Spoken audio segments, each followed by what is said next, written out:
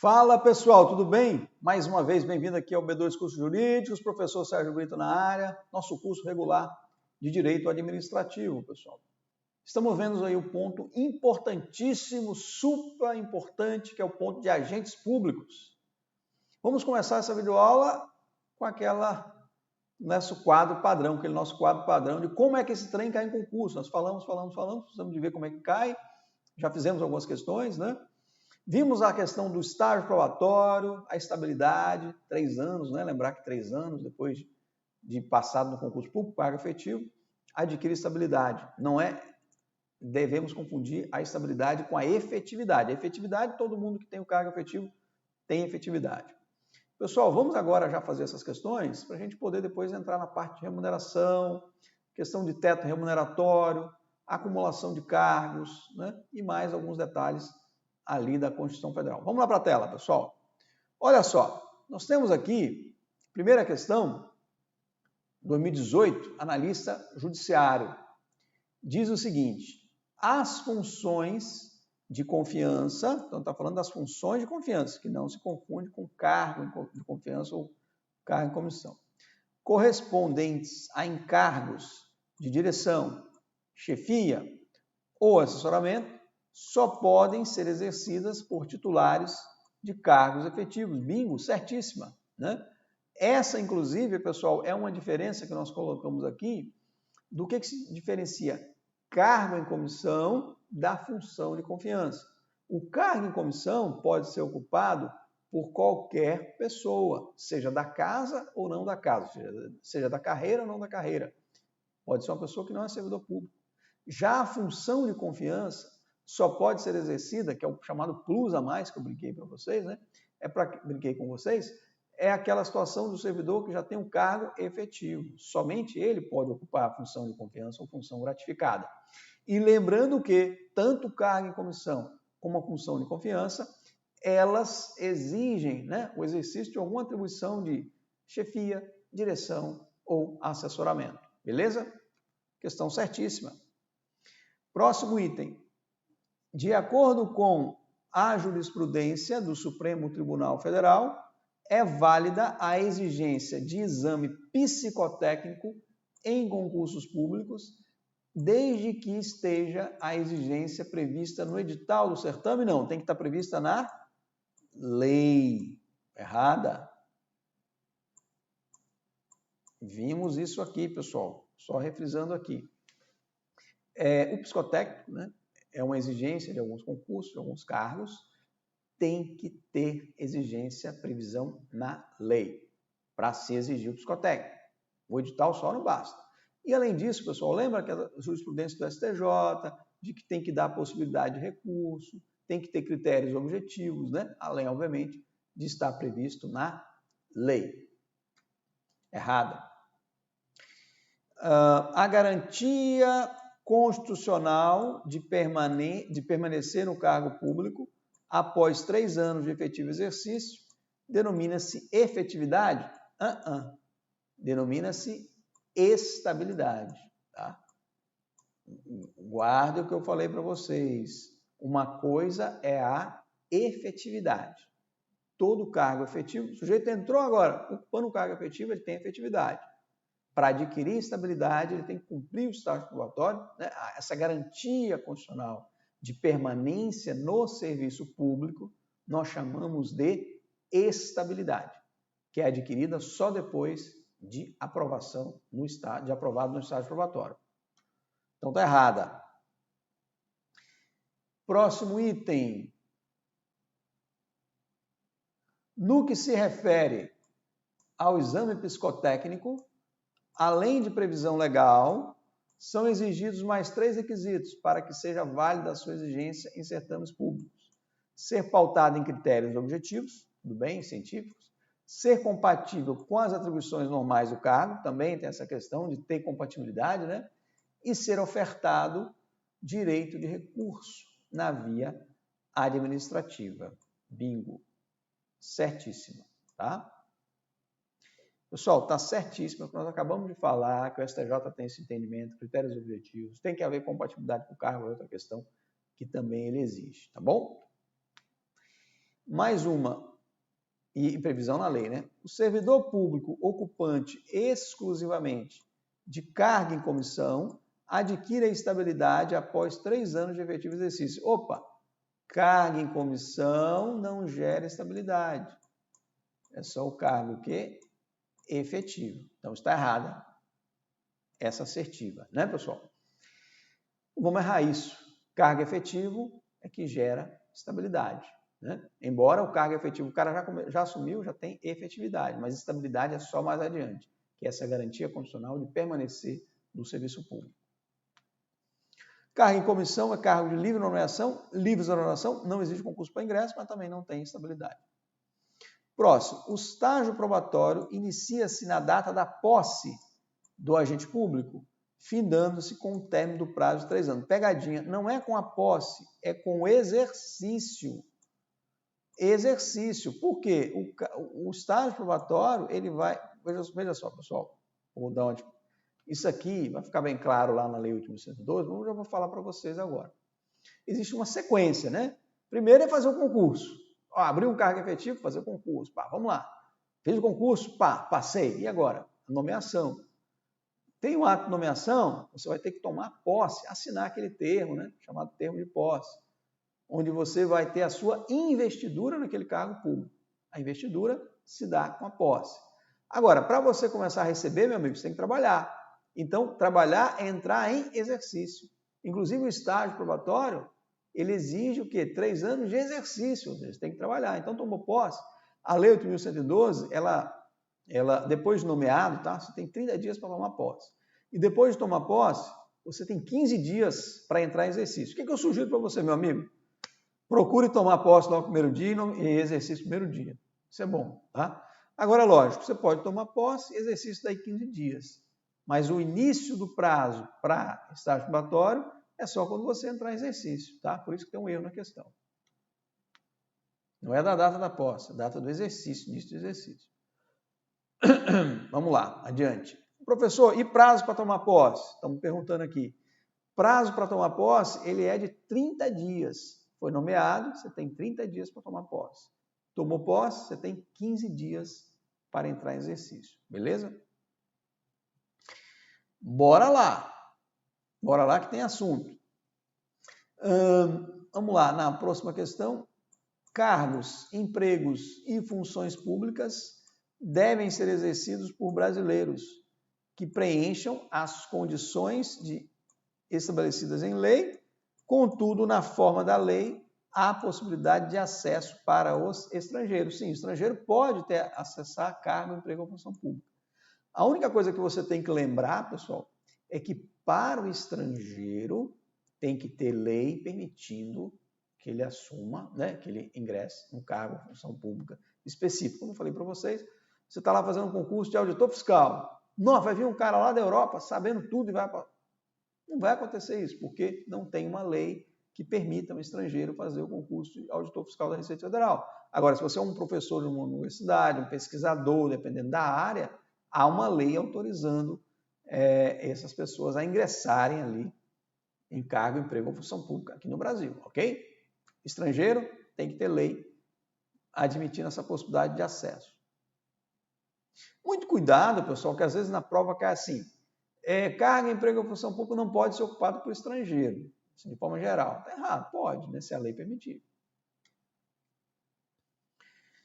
Próximo item, uma questão de defensor público.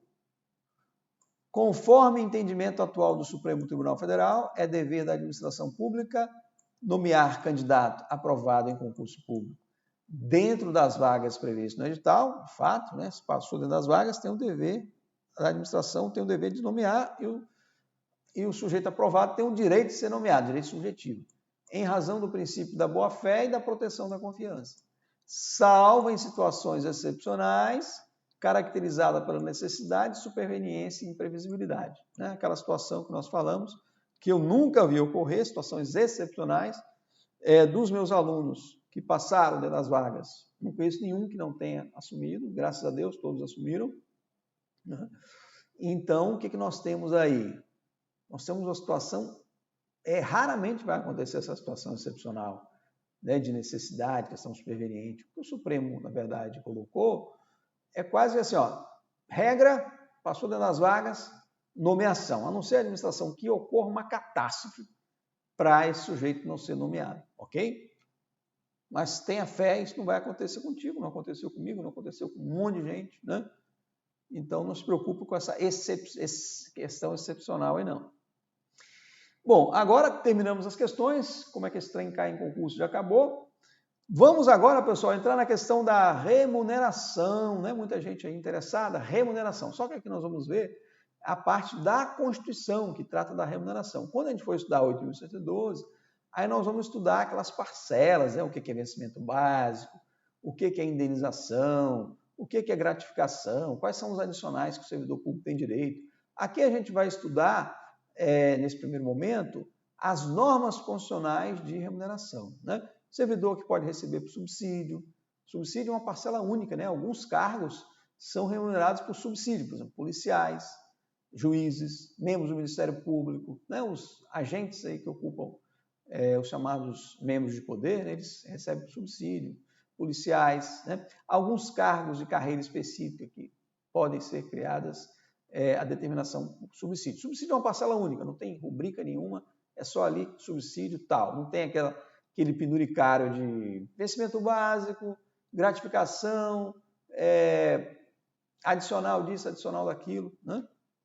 Vamos lá. Sistema remuneratório, quais são as modalidades de remuneração que estão previstas na Constituição? Bom, tem alguns servidores que recebem pelo sistema de remuneração antigo que a gente fala, né? Corresponde a um vencimento básico do cargo, cada cargo tem um vencimento básico, o VB do cargo, adicionado das vantagens pecuniárias, ou seja, vantagens em dinheiro, né? Pecuniárias em dinheiro, de natureza permanente, prevista na lei, como gratificações, adicional de salubridade, adicional noturno, por aí vai. Então, esse primeiro modelo de remuneração é simplesmente aquela história, vencimento básico, gratificações, adicionais, vem todos aqueles itens remuneratórios ali no contra-cheque do servidor público. Agora, existe servidor que recebe por subsídio, é uma parcela única, não tem direito, pessoal, a outras rubricas, não tem direito adicional, a gratificação, tá? Somente aquela rubrica ali determinada. Indenizações, ele tem direito, porque as indenizações não se enquadram no conceito de remuneração. Porque, na verdade, pessoal, a remuneração ela é paga pelo seu trabalho. Remuneração você paga pelo seu trabalho. Já as indenizações, normalmente você paga para o trabalho. Por exemplo, você pode ter uma indenização, uma ajuda de custo, auxílio moradia, auxílio alimentação, auxílio transporte, tudo isso é verba de natureza indenizatória, tá bom?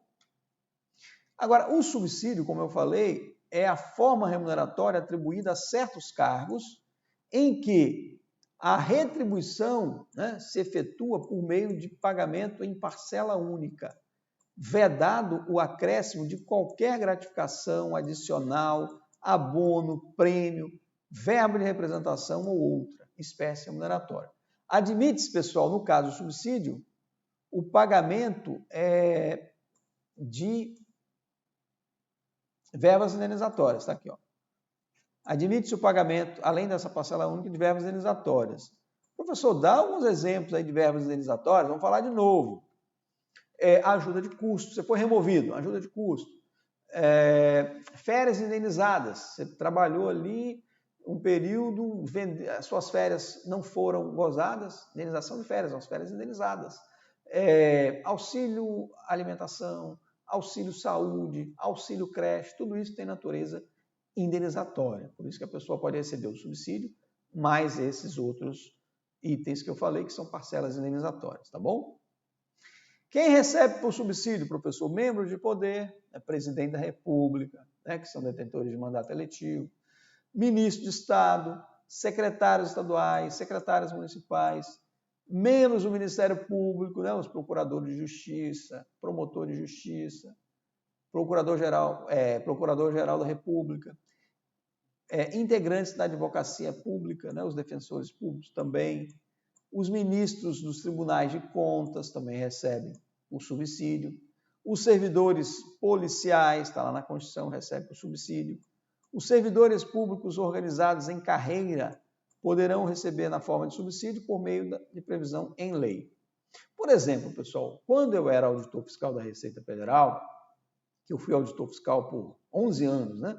De 98 até ali, final de 97, na verdade, até 98, eu exerci o cargo de auditor fiscal. Depois passei para o juiz federal. Na época que eu saí, era subsídio. Atualmente, eles passaram para remuneração. Eles recebem lá um bônus de permanência, né? Então, eles têm remuneração, mais esse bônus de permanência, como se fosse uma gratificação. Então, uma determinada carreira pode, por meio de lei, né, a lei estabelecer que ele vai receber subsídio. Tá bom? A diferença, pessoal, básica é essa, né? Uma é ali uma parcelinha única, subsídio tal, daquele cargo, e a outra um contra-cheque, um verdadeiro penduricário. Tem lá gratificação, adicional disso, adicional daquilo, tá bom? No caso da remuneração. Remuneração tradicional, né? Olha só, a fixação da remuneração do subsídio somente pode ser por meio de lei, viu, pessoal? Lei específica de iniciativa de cada poder, conforme a responsabilidade orçamentária para pagamento. Então, fixar a remuneração do servidor só por meio de lei, né? Aí aquela luta que o pessoal observa, vai ter um aumento ou não dos policiais, como é que está isso? Tem que ter uma lei. Essa lei tem que ser votada pelo Congresso Nacional, né, na esfera federal, para depois sair o aumento, né? Agora, tem alguns servidores, alguns agentes públicos, que a fixação é por decreto legislativo, né? Nós vamos ver agora. Decreto legislativo do Congresso Nacional, ele fixa a remuneração do presidente da República, dos ministros de Estado, dos senadores, dos deputados federais, né? E por decreto legislativo da Câmara Municipal, a remuneração dos vereadores, tá? Então, via de regra, você tem que ter uma lei para aumentar o vencimento, a remuneração do servidor. Só para você ter uma ideia, na esfera federal, quando é um servidor do Executivo, essa lei tem que partir do presidente da República. Ele é que tem a iniciativa dessa lei. Quando nós estamos falando, por exemplo, de cargos do Judiciário, aí na área federal, né? Aí essa iniciativa dessa lei para aumentar o salário dos servidores do Judiciário Federal tem que partir da iniciativa do presidente do Supremo Tribunal Federal, né? Que é o órgão máximo, né? Que é o agente máximo do poder judiciário federal, tá bom? Judiciário como um todo, na verdade, né? Federal como um todo também. Devido a direito à revisão geral anual. Isso aqui é o que o pessoal fala do conto da carochinha, né? Está lá na Constituição, é assegurada a revisão geral anual do servidor, do subsídio da remuneração dos servidores públicos, sempre na mesma data e sem distinção de índice. Por que eu falo que é o conto da carochinha, pessoal? Porque, infelizmente, às vezes o servidor passa anos sem reajuste, né? Lógico, a gente está passando por um período aí complicado, mas mesmo fora desse período complicado que a gente está passando atualmente na economia, o servidor público às vezes passa anos sem ter reajuste, né? Embora eu entenda que essa lei, essa norma constitucional, não essa lei, deveria ser observada, né? E anualmente deveria ter uma lei realmente corrigindo o mínimo pela inflação, né? Porque, veja, quando você olha o INSS, corrige os benefícios de acordo com o INPC, né? Que é o Índice de Correção Monetária, de inflação do ano. Então, eu penso que deveria ser dessa forma. Mas tudo bem, está lá na Constituição esse direito ao reajuste anual por meio de uma lei. O problema é que a lei, às vezes, não sai, né? Às vezes demora alguns anos para sair essa norma. Irredutibilidade. Também está previsto dentro dos direitos, né, da remuneração a irredutibilidade dos vencimentos e dos subsídios, tá bom? O subsídio e os vencimentos dos ocupantes de cargos e empregos públicos são irredutíveis. A irredutibilidade dos vencimentos e dos subsídios não impede a observância do teto constitucional. Lógico, se o sujeito estava recebendo acima do teto e agora não pode mais receber acima do teto, ele vai ter uma redução, né, para ajustar o teto constitucional, mas isso não pode ser considerado uma interpretação de redução salarial. Veja, não pode haver redução da remuneração. Por um tempo aí se discutiu no Congresso se ia ter uma emenda constitucional que ia reduzir em 20%, dependendo do cargo do sujeito e tal, mas isso não foi para frente, né? Ia ter uma discussão certamente, porque há uma norma constitucional que veda a diminuição, a redução de vencimentos e de remuneração do servidor público. Assim, não se pode alegar a irredutibilidade para manter remuneração acima do teto. No caso do teto, né, se o cara está recebendo... Pessoal, existe alguns servidores que, às vezes, por alguma razão, ele ultrapassou o teto. Aí o que vai acontecer? Ele vai no contra-cheque dele, via uma dedução chamada abate-teto. Sei lá, o teto é 39 mil. Aí aquele servidor, por uma gratificação, naquele mês ele vai receber 45 mil. Mas não pode receber, mais do que 39 mil. Então ele vai ter um abate-teto de 6 mil para ficar dentro do teto. E aquilo não pode ser legado por ele por redução de salário, redução de remuneração, tá bom? Limitação ao vencimento dos servidores dos poderes legislativo e judiciário. A Constituição Federal, no seu artigo 37, inciso 12, diz lá: os vencimentos dos cargos do Poder Legislativo e do Poder Judiciário não poderão ser superiores ao pagos pelo Poder Executivo. Então, guarde isso. Judiciário e Legislativo não pode pagar mais do que o Poder Executivo. É uma vedação que está na Constituição. Base de cálculo de acréscimos pecuniários, também está na Constituição. Os acréscimos pecuniários, ou seja, os acréscimos em dinheiro, percebidos por servidor público, não serão computados nem acumulados para fins de concessão de acréscimos ulteriores, ou seja, posteriores. Então, esses acréscimos não serão utilizados nem computados para acréscimos que virão em seguida, tá bom? Nem computados e nem acumulados para esse fim, porque senão vai gerar um efeito em cascata, né? Por isso que veda-se esse acúmulo. Não serão computados nem acumulados para fim de remuneração de acréscimos ulteriores na remuneração, tá bom? Só estou lendo aqui o que está na Constituição, é importante você ler isso, né? Às vezes tem muita gente que não vou ficar lendo a Constituição. Leia, porque às vezes a banca cobra o texto da lei. Eu só não gosto daquele aluno que fica só lendo o texto da lei, não tem interpretação nenhuma sobre aquilo. Tem que ter. Como é que a jurisprudência está interpretando isso? Como é que a doutrina está interpretando? Agora, não deixe de ler o texto da lei. Eu já falei para vocês que jurista com J maiúsculo, né? Tinha um professor de administrativo que falava isso. Ele tem que entender, ler a lei, ou seja, a norma, seja a lei ou a Constituição, tem que ler a jurisprudência e a doutrina, né? Então, ele tem que fechar esse tripé aí para entender bem o direito. Vamos adiante. Vedação de vinculações, né? A Constituição veda vinculações e equiparações. É vedada a vinculação ou equiparação de quaisquer espécies remuneratórias para o efeito de remuneração de pessoal do serviço público. Artigo 37, inciso 13 da Constituição Federal. Olha só, pessoal, vou mostrar o que é isso. Poderia, por exemplo, uma norma dizer assim: o técnico judiciário agora vai receber 60% do valor que recebe o analista judiciário. Não poderia. Não pode fazer essa amarração. O escrivão de polícia vai receber 60% do delegado. Não pode fazer essa vinculação. Ou vai receber tantos por cento do salário mínimo, tantos por cento do salário mínimo, não pode. 3 ou 4 salários mínimos, 10 salários mínimos, não pode fazer essa vinculação, tá bom? Agora, cuidado, a própria Constituição fez essa vinculação em alguns cargos. Por exemplo, o ministro do STJ receberá um subsídio equivalente a 95% do subsídio do Supremo Tribunal Federal. Então, a própria Constituição trouxe essa vinculação. Então, toda vez que aumenta o subsídio do ministro do STF, vai ocorrer o aumento do subsídio do ministro do STJ. E também vai ocorrer o aumento do subsídio do desembargador, que também está atrelado. Então, a Constituição traz algumas vinculações. O que não pode é a lei trazer essas vinculações, tá ok? Veja, há casos em que a própria Constituição estabelece tal vinculação, sendo, nesses casos, obviamente permitida, claro. Exemplo, vinculação dos subsídios dos ministros do Supremo Tribunal Federal com os demais membros da magistratura. Exemplo, ministro do STJ, seu subsídio corresponde a 95% do ministro do STF. Súmula vinculante número 42, cai muito em prova. É inconstitucional a vinculação do reajuste de vencimentos de servidores estaduais ou municipais a índices federais de correção monetária. É como se fosse, pessoal, um ajuste automático. Olha, vai ser corrigido pela inflação para toda... Não pode fazer essa vinculação. Todo ano, ou de tempos em tempos, né?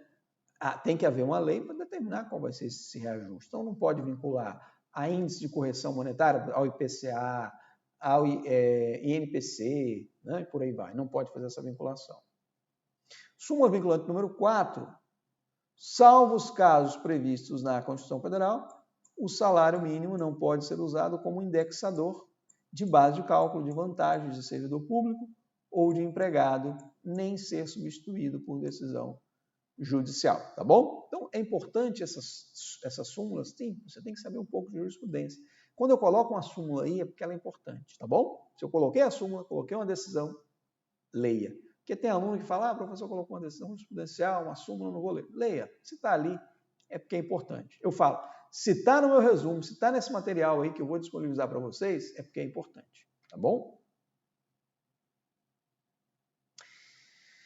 Vamos lá. Teto geral e da União. Pessoal, no serviço público há um teto, há um limite de valor que pode se receber, o servidor público pode receber. Guarde isso. Ministro do Supremo Tribunal Federal. Esse é o teto tanto da União, né, tanto no âmbito federal, no âmbito da União, como no âmbito do serviço público como um todo. Então, hoje, 39 mil, eu não sei o valor exato, 39 mil e pouco, é o teto do serviço público, que é justamente o subsídio do ministro do Supremo Tribunal Federal.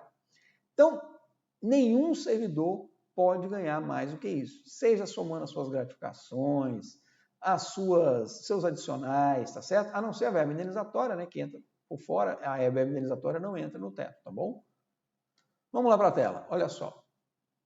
A remuneração e os subsídios, dos ocupantes de cargo, funções e empregos públicos da administração direta, autárquica e fundacional, então isso vale para a administração direta, autárquica e fundacional, dos membros de qualquer dos poderes, da União, Estado, Município e Federal, dos detentores de mandato eletivo, né, os ocupantes de mandato, e dos demais agentes políticos, os proventos, as pensões também são limitadas e outras espécies remuneratórias, percebidos cumulativamente ou não, incluídas vantagens pessoais ou de qualquer natureza, não poderão exceder o subsídio mensal dos ministros do Supremo Tribunal Federal. Então, veja, abrange quem? Primeiro vamos falar. A administração direta, ou seja, União, Estado, Município e DF, as autarquias e as fundações públicas, que fazem parte da administração direta. Sociedade e economia mista, empresas públicas, empresas controladas, aí nós vamos ver as chamadas subsidiárias, né, também. Aí depende, porque se essas pessoas, que eu falei agora por último, não recebem dinheiro público para o custeio da sua máquina ou para pagamento pessoal, ela pode pagar mais do que o teto. Exemplo, um diretor da Petrobras, por exemplo. Ora, a Petrobras tem muito lucro, ela não precisa de dinheiro público para pagar a sua folha de pessoal, nem o seu custeio. Então, a Petrobras pode pagar para um diretor mais do que os 39 mil e poucos reais, que é o subsídio do ministro do STF. Entenderam? Vamos lá para a tela que você vai entender melhor. Olha só, empresa pública e sociedade de economia mista, o teto remuneratório só se aplica quando recebem recurso público da União, do Estado, do Município e DF para pagamento de despesa de pessoal ou custeio. Então, a melhor resposta, quando você está diante de uma empresa pública ou de uma sociedade de economia mista, se o teto remuneratório se aplica a ela, você pergunta, peraí, mas ela recebe dinheiro público para pagar a sua folha de pessoal ou o seu custeio da máquina? Não recebe, então ela pode pagar mais que o teto. Não, ela recebe, então ela tem que ficar limitado os valores. Qualquer pessoa ali dentro daquela empresa não pode receber mais do que o teto quando ela recebe dinheiro público para pagar a sua folha de pessoal e custeio. Tá? Vamos lá. E no município, professor, como é que funciona? No município, o subsídio do prefeito é que é o teto remuneratório. E no Estado e no Distrito Federal? Depende, pessoal. Guardem isso. No Estado, depende. Se for servidor do Executivo, qual que é o teto do Executivo? Subsídio do governador. Se for do Legislativo, qual é o teto? Subsídio dos deputados federais ou distritais. Qual que é o teto do judiciário? Aí vai ser o subsídio do desembargador daquele Tribunal de Justiça, tá bom? Agora, pegaram carona aí nessa questão do teto nos estados, né? Porque eu pego carona porque é o seguinte, o Ministério Público não é um órgão do Judiciário, a Defensoria Pública não é um órgão do Judiciário, e também os procuradores de estados, né? Também não são órgãos do Judiciário, mas eles acabaram ficando com o teto com o subsídio, né, do Tribunal de Justiça, tá? Do desembargador do Tribunal de Justiça.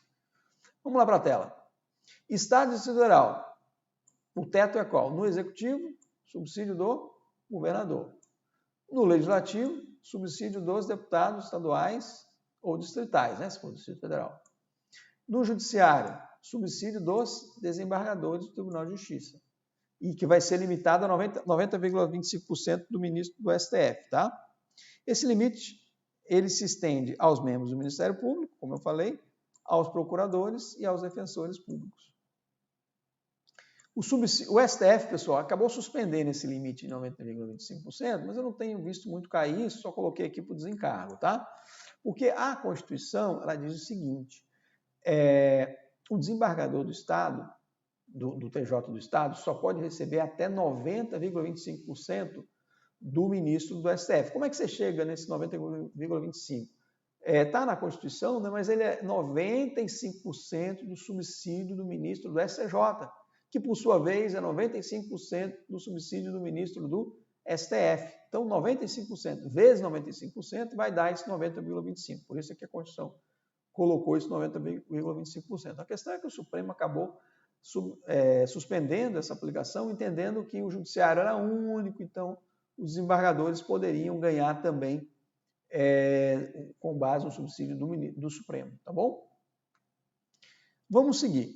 Mas isso é uma questão muito específica, depende muito do concurso para cobrar, tá? Eu, por ser muito perfeccionista, acabo colocando tudo aqui. Limite único. Os estados e o Distrito Federal podem fixar em seu âmbito, mediante emendas à Constituição, um limite único, um teto único, tá? Que será o subsídio mensal do respectivo Tribunal de Justiça, limitando este caso a 90,25% do subsídio mensal do ministro do STF. Tá? Olha só, no Estado, né, acaba sendo essa bagunça, porque acaba sendo 3 tetos, né? 3 tetos. Você tem um teto do Executivo, que é o quanto o governador ganha, subsídio do governador, do Legislativo, que é o quanto os deputados estaduais ganham, acaba gerando uma confusão. E no Judiciário, você acaba tendo ali o limite do desembargador. Quando eu falo bagunça, assim, acaba bagunçando a situação, porque são 3 tetos. Agora, pode acontecer o seguinte, uma emenda à Constituição Estadual fixar um limite único para todos os 3 poderes, né? Que no caso seria o subsídio do desembargador do Tribunal de Justiça, tá bom? Que seria mais correto, no meu modo de ver. Alguns estados acho que já adotaram essa emenda, não saberia dizer quais, mas me parece que já adotaram, tá bom? Vedação à acumulação de cargos públicos. Veja só, pessoal, nós vimos, quando a gente falou lá, é vedada a acumulação, é aquela regra geral. Nós vamos ver agora nesse artigo 37, inciso 16, que alguns cargos e empregos podem ser acumulados, tá? Quais são eles? Eu vou falar aqui e depois nós vamos para a tela. Olha só, 2 de professor. Mas para haver acumulação, tem que ter compatibilidade de horários, ou seja, o cara tem que ter espaço na sua carga horária para ocupar esses 2 cargos de professor. Além de 2 de professor, pode ser 1 de professor com outro cargo técnico ou científico. Pode acumular nesse caso, desde que tenha compatibilidade de horários. E a terceira hipótese que a Constituição coloca é quando se exerce 2 cargos ou empregos de profissionais da área de saúde, profissões regulamentadas. 2 de médicos, 2 de enfermeiro, 2 de nutricionista, 2 de fisioterapeuta, tá certo? Vamos lá para a tela, direto para a Constituição. Artigo 37, inciso 16. É vedada a acumulação remunerada de cargos públicos, exceto quando houver compatibilidade de horários, né, nos seguintes casos: 2 de professor, como eu já falei, não são 3, hein? São 2. Um cargo de professor mais um outro de cargo técnico ou científico. Pessoal, esse conceito de cargo técnico ou científico é caso a caso, né? Eu sou mais liberal nessa interpretação, né? Por exemplo, técnico judiciário é um cargo técnico. O jeito é técnico previdenciário, não tem um nome técnico, né? Já tem meio caminho andado. Então, são cargos que exigem um certo conhecimento, seja profissional ou seja técnico, científico. 2 cargos ou empregos privativos de profissionais de saúde, né? 2 de médico, com profissões regulamentadas, 2 de médico, enfermeiro, nutricionista e por aí vai. Esta vedação, muito cuidado com isso. Esta vedação abrange autarquias, abrange toda a administração direta, autarquias, empresas públicas, sociedade de economia mista, suas subsidiárias, sociedades controladas, tá? Direta ou indiretamente, pelo poder público. Então, muito cuidado que essa vedação, ela é bastante ampla. As únicas exceções são aquelas que a Constituição traz. Então, vamos supor, desculpa, pessoal, o cara trabalha no Banco do Brasil, ele é técnico lá bancário, e ele passa no concurso para analista do Poder Judiciário. Ele pode acumular? Não vai poder acumular. Ele vai ter que sair lá do Banco do Brasil, né, se ele quiser ocupar um cargo na Justiça. Agora, ele é técnico do Banco do Brasil e passou no concurso para professor, ele vai ser professor na faculdade pública. Pode acumular. Por quê? Um cargo técnico com outro de professor. Então, essa vedação de acumulação de cargos, emprego ou função se aplica também, tá, aos ocupantes de cargo na administração indireta. Ou seja, abrange toda a administração pública. Aqui não tem aquela resposta, depende se ela recebe dinheiro público ou não, tá? Diferentemente do teto, aqui se aplica de forma irrestrita, exceções às permitidas pela Constituição. Pessoal, além dessas, há outras possibilidades. O servidor investido no mandato de vereador, se houver compatibilidade de horários, ele perceberá a vantagem de seu cargo, emprego ou função e o subsídio de vereador.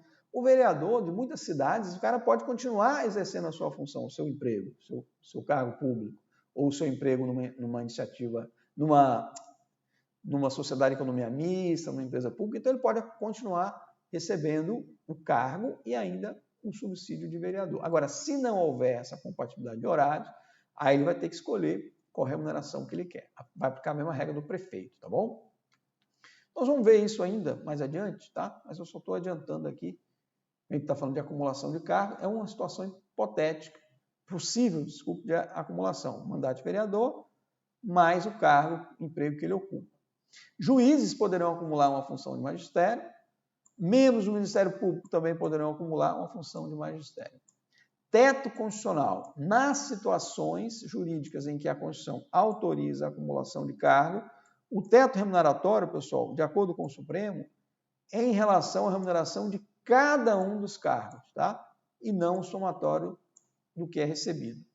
Pessoal, quando eu faço a leitura de forma literal da Constituição, eu até entendo que a soma deveria ser o teto, né? O teto deveria estar na soma. Só que o Supremo fez uma interpretação assim, sistemática, pensou o seguinte, olha, imagina, lógico, eu não estou dando um exemplo aqui só para você entender.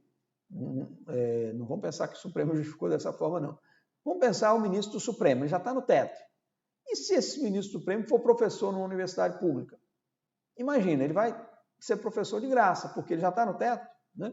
Então, o Supremo fez uma interpretação de que o teto constitucional ele deve ser observado em cada um dos cargos, e não no somatório. Embora, quando você faça uma leitura da Constituição, você é levado a crer que é a soma, né? Quando você faz essa leitura, de forma literalmente falando, né? Ok? Então, muito cuidado. No caso aí de acumulação de cargos, o Supremo entendeu que o teto é observado em casa. Professor, dá um exemplo, eu não estou entendendo. Vamos pensar assim, o cara tem um salário lá, um servidor altamente qualificado, tem um salário já de R$35 mil, tá bom? 35 mil, a remuneração dele naquele cargo que ele ocupa. E ele é professor da faculdade, da Universidade Federal, e ganha 10 mil na universidade. Se você somar 35 com 10, vai dar 45, não é isso? Aí, ou seja, o teto deveria ser observado em cima desse 45, de forma que o máximo que ele vai poder receber é 39 mil e pouco, ou o teto é observado. Não, 35 está abaixo do teto, que é 39 mil, e lá 10 mil está abaixo do teto. O que o Supremo decidiu é que da segunda forma, ou seja, você vai observar o teto em cada um dos cargos. Então, esse sujeito vai poder receber os 45 mil, os 35 num cargo A e mais o 10 mil ali como professor da universidade pública, tá bom? Essa foi a interpretação dada pelo Supremo Tribunal Federal. Estou aqui repetindo, né? Não estou falando nem que eu concordo ou discordo, estou aqui repetindo o que o Supremo Tribunal Federal disse, ok? Remuneração de cargo mais aposentadoria. Olha só, pessoal, a Constituição, ela proíbe também a percepção remunerada, acumulada de remuneração ou subsídio com proventos de aposentadoria, no regime próprio. Então, veja, um servidor que já é aposentado e vai fazer um outro concurso, olha que situação estranha, e já é aposentado e faz um outro concurso, passou. Ele vai ter que optar, ou ele recebe a aposentadoria no regime próprio, né, já aposentou no serviço público anterior, e não pode somar os dois. A única hipótese dele receber o que ele está no cargo, mais a aposentadoria, são essas três hipóteses que a Constituição traz. Hipótese de cargos acumuláveis, por exemplo, ele já era professor numa universidade pública, se aposentou, mas ele é professor de outra faculdade. O cara, às vezes, é professor no IFAL, né, que é o Instituto Federal de Alagoas, e é professor na UFAL, na Universidade Federal de Alagoas. Ele, quando se aposentar, se ele se aposentar em um desses cargos, ele vai poder receber a aposentadoria lá da UFAL com o cargo, com a remuneração do cargo do IFAL, tá certo? Isso é possível. Está lá na tela, olha. Então, via de regra, o servidor não pode acumular a remuneração do cargo com os proventos de aposentadoria no regime próprio, exceto proventos de aposentadoria relativos a cargos acumuláveis, né? O servidor ainda ativo, já aposentado em outro cargo acumulável, poderá acumular a aposentadoria mais remuneração no cargo atual. Professor, não entendi, explica isso melhor. O sujeito era professor aposentado na Universidade Federal de Minas Gerais, UFMG. E ele também era professor lá no antigo Cefet de Minas Gerais, né? Hoje é Instituto Federal, né? Então, veja, o que poderia acontecer com ele? Continuar recebendo a aposentadoria lá como professor da UFMG e também receber como professor, porque não pode ocupar dois cargos de professor, então ele pode receber uma aposentadoria de professor, um outro cargo ativo de professor, tá bom? Remuneração do cargo ativo. Cargo em comissão também pode. Se o sujeito já tem um cargo, uma aposentadoria no serviço público, no regime próprio, e vem ocupar um cargo em comissão, ele pode acumular a remuneração desse cargo em comissão, né, do respectivo cargo, com o provento de aposentadoria do serviço público em outro cargo público. Dá um exemplo, professor. O sujeito, ele é um professor aposentado, tá? Já se aposentou lá. E agora ele foi convidado para ocupar um cargo em comissão. Poderia ser outro cargo de professor, não só professor. Vamos colocar auditor. Ele era auditor da Receita Federal aposentado. E agora foi convidado para exercer um cargo de secretário da Receita Federal, cargo em comissão. Ele pode receber os dois? Pode, é previsto. Ele pode receber o cargo em comissão mais a aposentadoria desse cargo de auditor fiscal da Receita.